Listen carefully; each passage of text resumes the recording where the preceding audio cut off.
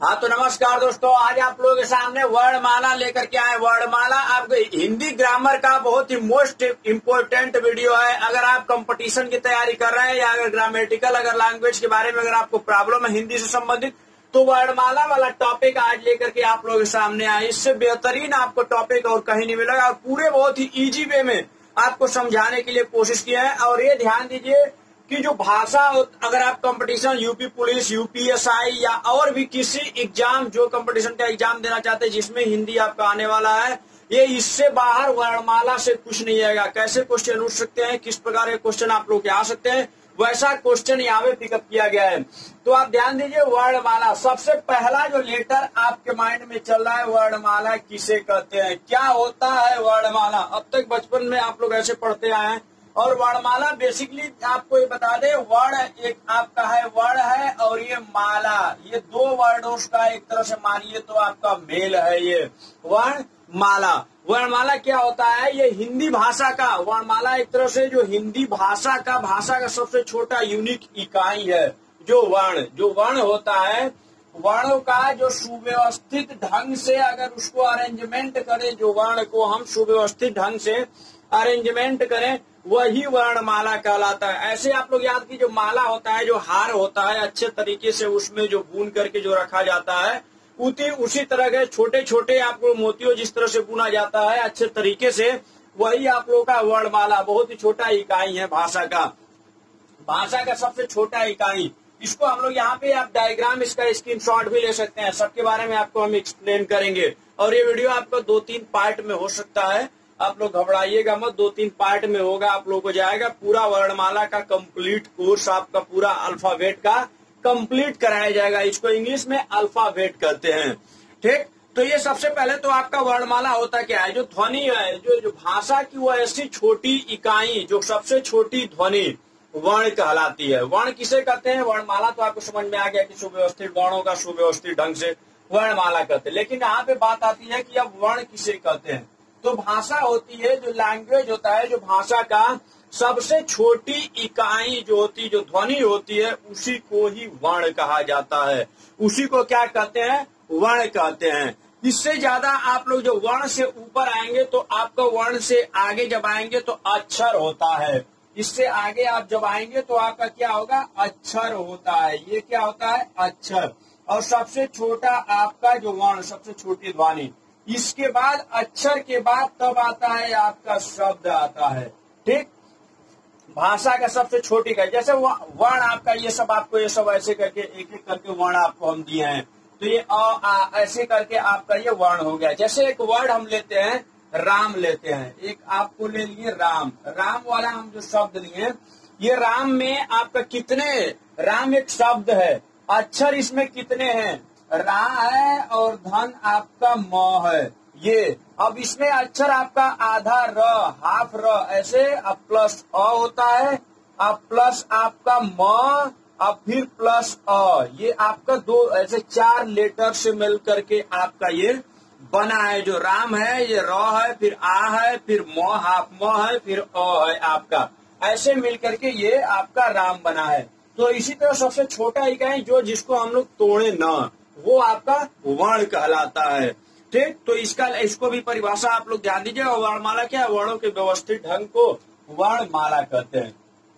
अब चलिए अगले टॉपिक पे, जैसा जैसा क्वेश्चन आपका उठेगा एग्जाम में, जिस तरह के क्वेश्चन आपके आएंगे वो भी आपको हम यहाँ पे अवगत कराएंगे। ये एक चार्ट बनाए हुए हैं, आपको एक चार्ट बनाए हुए हैं। इस चार्ट के अनुसार आप अच्छे से इसको देख लीजिए और इसको अच्छे तरीके से आप इसको कंप्लीट कर सकते हैं।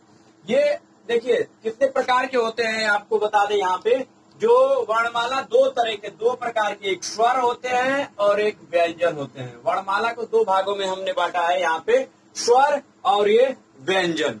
स्वर के मोस्टली जो मेजर ग्रुप है, देखिए वर्णमाला का जो मेजर ग्रुप है इसको 2 ही है, एक स्वर है एक व्यंजन है। इसमें भी स्वर और व्यंजन 2 आते हैं। उसके बाद जो मेजर ग्रुप स्वर को हमने डिवाइड किया है, एक ह्रस्व स्वर और एक दीर्घ स्वर में हमने डिवाइड किया है, एक ह्रस्व स्वर और दीर्घ स्वर में। और इसको जो व्यंजन है, इसके जो मेजर ग्रुप है वो है आपका स्पर्श व्यंजन, अंतस्थ व्यंजन, ऊष्म व्यंजन, आगत व्यंजन, संयुक्त व्यंजन, ऐसे करके अलग अलग आपको प्रोवाइड किया है। कबूतर खरहा जो आप पढ़े हैं, क ख ग घ अन्य ये और अ आ ई ये सब करके, तो आपके ये सब व्यंजन में आ जाते हैं, ये सब स्वर में आते हैं। ये अ आ, छोटी बड़ी, छोटाऊ बड़ाऊ, ऐसे करके आपका ये स्वर में आएगा और ये व्यंजन में इधर क ख ग ये सब आ जाएंगे। मोस्टली आपके जो देखिए यहाँ पे कितना है, 52 आपके टोटल वर्ण है, टोटल आपके 52 वर्ण है। और वैसे आपको बता दें कि यहाँ पे जो स्वर आपको 11 बताया गया है, यहाँ पे स्वर आपको 11 बताया है, मतलब इसमें से उच्चारण की दृष्टि पे, लेकिन लिखित के दृष्टि पे आपको तो ये 13 होता है। लिखित मतलब रिटन के आधार पर या परंपरागत जो आपको 13 बताया जाता है, लेकिन उच्चारण के आधार पर अगर तो स्वर को देखा जाए तो वो 10 ही होते हैं। उच्चारण के आधार पर 10 होते हैं, जिसमें से ये वाला आपका री वाला जो है ये नहीं आता है उच्चारण के, क्योंकि ये मिल करके एक ग्रुप है, ये कुछ स्वरों से ही मिल करके आपका ये वाला बना होता है, इसलिए इसको हटा दिया जाता है। तो उच्चारण की दृष्टि से 1 2 3 4 5 6 7 8 9 10 सिर्फ और सिर्फ आपका 10 ही होते हैं स्वर। जो स्वर होते हैं उच्चारण की दृष्टि से आपका 10 ही होते हैं, लेकिन परंपरागत ऐसे बोल मतलब लिखने के आधार पर या स्वतंत्र रूप से बोले जाने के आधार पर, मतलब ऐसे करके तो आपको स्वर कहते हैं, लेकिन लिखने के आधार पर आपका 13 होते हैं। और ये आपका टोटल ऐसे स्वर आपको इसको ले करके आपका 11 बताया गया है। ठीक, तो अब चले क्लासिफिकेशन करते, जो वर्णमाला जो स्वर है और इसे व्यंजन है, इनका अलग अलग हम लोग देखते हैं किसको क्या बोलते हैं, किस तरह से। ठीक ना, अगला वाला देखिए जो ह्रस्व स्वर है, अ ई, छोटा ऊ, ऋषि, ये ह्रस्व स्वर में आएंगे। ये किस में आएंगे, आपके ह्रस्व स्वर में आएंगे। अगला है आ, बड़ी, बड़ाऊ, ए, ओ, औ, ये जो है आपके जो 7 है ये दीर्घ स्वर में आएंगे। ये किस में आएंगे, ये सब आपका ये दीर्घ स्वर में आएंगे। इसके बाद व्यंजन का क्लासिफिकेशन हम लोग करते हैं। व्यंजन जो होते हैं वो स्पर्श व्यंजन कौन कौन से होते हैं, ये आपका देखिए क से लेकर के, जो क होता है यहाँ क से लेकर के आपका म तक, क ख ग घ अन्य च छ, ऐसे ये आपका होते हैं टोटल, ये स्पर्श व्यंजन इनको कहे जाते हैं। ये स्पर्श व्यंजन होते हैं और इनको जो उच्चारण की दृष्टि से अब मुख जो कौन सा जो अंग जो आर्गन किस अंग से निकलते हैं, जो मुखवाणी से निकलते हैं, उनका अलग अलग दर्शाया गया उच्चारण की दृष्टि से बहुत ही पॉपुलर है। KTM 2, जैसे KTM आपकी गाड़ी होती है, बाइक होती है, ट्रिक बनाया जाता है, इसको बताया जाता है KTM 2, ये कंठ से निकलता है। कंठ से निकलने वाला ये सब आपके हैं, सब ये वर्ण आपके कंठ से निकलने वाले हैं। और टी मतलब तालु से निकलने वाले ये सब आपके वर्ण है। और मूर्धन्य आपके मूर्धन्य से निकलने वाले ये सब वर्ण है। और दंत से निकलने वाले ये सब आपका वर्ण आ जाएंगे। और ओ फॉर ओट, ओट से निकलने वाले ये सब प फ ब भ म, ये सब ऐसे करके बोलेंगे प फ ब, ये तो देखिए ओट से निकल रहा है। मूर्धन्य आपका दंत से निकल रहा है, देखिए त, तो यहाँ पे आपकी ये जीभ है ये दांत पे टच करेगी, ऐसे जब इसका उच्चारण करेंगे आप बोलेंगे, तो उच्चारण की दृष्टि से अंग है, आर्गन है, किस अंग से हो करके ये सब आपका जो ये निकलता है वर्ण, ये किस अंग से निकलता है, ऐसे एग्जाम में आपका पूछता है। तो आप लोग इसको भी विशेष ध्यान दीजिए। ऐसे ही आप एक ट्रिक बना लीजिए KTM 2, ठीक, तो ये स्पर्श व्यंजन हो जाता है। इसमें स्पर्श व्यंजन में आपने ऐसे कहीं पे जैसे छोटे बुक पे आप देखा होगा, तो ये आपका ढ आपका जो 2 लिखा रहता है ये वाला, ये सब भी स्पर्श व्यंजन में ही आता है, क्योंकि ये सब इन्हीं के बाद आते हैं। ये आगे अगला ये और ऐसे करके आपका ये होता है। तो ये वाला भी आपका 2 ढ और ढ ये भी आपका आता है स्पर्श व्यंजन में ही। तो ये 5 ये सब 5 का ग्रुप 25 ये और 2 ये 27, तो ये वाला हो जाता है। ठीक, अगला हम लोग चलते हैं अंतस्थ व्यंजन। अंतस्थ व्यंजन किसको, इनके बाद य र ल व ये रखा गया है, 4 को रखा गया है अंतस्थ व्यंजन, ये य र ल व। ठीक, और इसके बाद उष्म व्यंजन, उष्म मतलब उष्मा निकलती है, ऐसे इसको बोला जाता है। तो ये उष्म उच्चारण की दृष्टि से ऐसे करके बोला जाता है, तो ये उष्म व्यंजन कहलाते हैं। ये वाले जो उष्म व्यंजन होते हैं ये कौन कौन से, स देखिए मूर्धन्य स, सवरिया स, हरवा ह, छतिरिया छ, ऐसे करके जब आप पढ़ते हैं, जब आप उनका उच्चारण करते हैं, सलजम स, तो ये सब आपका उष्म व्यंजन होते हैं। ये सब कौन सा व्यंजन कहलाते हैं, ये उष्म व्यंजन कहलाते हैं। एक आगत व्यंजन होता है। आगत मतलब जिसके नीचे डॉट लगाया जाता है। कहीं पे आगत जैसे जामानिया वगैरह या ऐसे करके बहुत से ऐसे स्थान के नाम है, उन सबको अगर आप राइट करेंगे, देखेंगे, लिखेंगे तो ऐसे करके नीचे ज के नीचे एक बिंदु लगा रहता है। तो ये वाला आपका ये सब आगत व्यंजन कहलाएंगे। ये सब आगत व्यंजन कहलाएंगे। अगले वाले पे चलते हैं संयुक्त व्यंजन। क्यों संयुक्त व्यंजन? इसलिए इन सबको बोला जाता है कि ये सब आपका जो व्यंजन है दूसरे व्यंजन से ही मिलकर के बना है। चलिए जैसे इंग्लिश में आपको हम बता देते हैं कि इंग्लिश के माध्यम से, जैसे इंग्लिश में आप लोग राइट करते हैं तो इनको राइट है क्षत्रिय छ जैसे होता है तो के यस यच से ऐसे करके राइट करते हैं।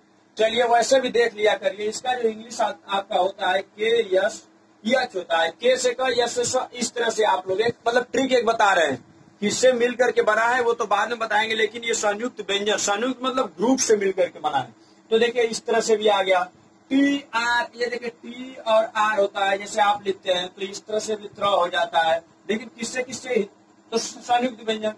ज्ञानी का होता है देखिए जी और वाई, वाई से यह होता है, जी से ग होता है, इसलिए भी ये संयुक्त व्यंजन है। और स्र होता है ये वाला यस यच आर, ये देखिए स्र वाला ऐसे करके। तो ये सब भी आपका अलग अलग ग्रुप से आर से र ये सब मिलकर, जैसे आपको इंग्लिश के बेस पे तो हम बता दिए थे इस तरह से। देखिए ये संयुक्त व्यंजन है तो कौन कौन से व्यंजन से मिलकर के बने हैं ये वाले, तभी इनको संयुक्त व्यंजन मतलब ग्रुप ऑफ व्यंजन वो बोला जाता है। जैसे क्षत्रिय छ आपका देखिए यहाँ पे है क्षत्रिय छ, तो क और ये आपका षटकोण स से मिलकर के बना है। क और ये षटकोण वाला ये वाला स से मिलकर के आपका बना है।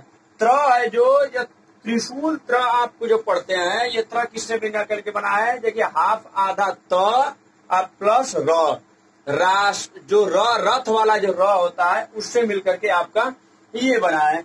देन आगे जो ज्ञानी होता है ज वाला, ये किससे मिलकर के? ज हाफ ज मतलब ये नीचे जो आपका हलंत लगा है ये आपका ज हाफ वाला है। अब प्लस इया जो आपका झरना ज के बाद आता है जो आपका यहाँ पर है, देखिए इससे मिलकर के ये बना है। श्र वाला आपका ये सलजम स प्लस रथ वाला ये मिलकर के देखिए इससे मिलकर के ये बना है। तो अलग अलग ये, इसीलिए इनको संयुक्त व्यंजन बोला जाता है। इनको संयुक्त व्यंजन बोलने का यही सबसे बड़ा आपका कारण है। तो आपको ये बता दिए कौन कौन सा एक मेजर ग्रुप है। अब इसके अंदर भी आपको अलग अलग से डिफिनीशन, अलग अलग से इनका ट्रिक के माध्यम से कैसे समझेंगे, किस तरह से आप करेंगे वो भी आपको बताया जाएगा। और हर एग्जाम में जैसे क्वेश्चन आएंगे वो भी आपको हम बताते रहेंगे। लेकिन इसके बाद ये ध्यान रखिए कि जब भी अगर आपको एग्जाम में किसी प्रकार का अगर प्रॉब्लम हो, इस तरह से क्वेश्चन पूछा जाए तो ट्रिक के माध्यम से पहले बेसिकली आप कंसेप्ट क्लियर करिए। पहले कंसेप्ट पर विशेष ध्यान दीजिए। तो कंसेप्ट आपका ये कंसेप्ट बेसिक हो जाएगा तभी हम लोग ट्रिक भी सॉल्व कर पाएंगे। डायरेक्ट ट्रिक करेंगे तो आपको प्रॉब्लम हो जाएगा। ट्रिक के भी माध्यम से हम सब बताएंगे इन सबको अलग अलग करने का, और जो डाउट है उसको बताएंगे। और बाकी वाला आप हमारे वीडियो पार्ट 2 में डिस्क्रिप्शन बॉक्स में जाकर के पार्ट 2 वाला आप देख सकते हैं। और भी कुछ कमेंट जरूर करिए ताकि कैसा हमारा वीडियो है, किस तरह का और आप वीडियो चाह रहे हैं। So thanks for watching. पूरा आग लगाने वाला वीडियो आपको हमेशा हम प्रोवाइड करते रहेंगे।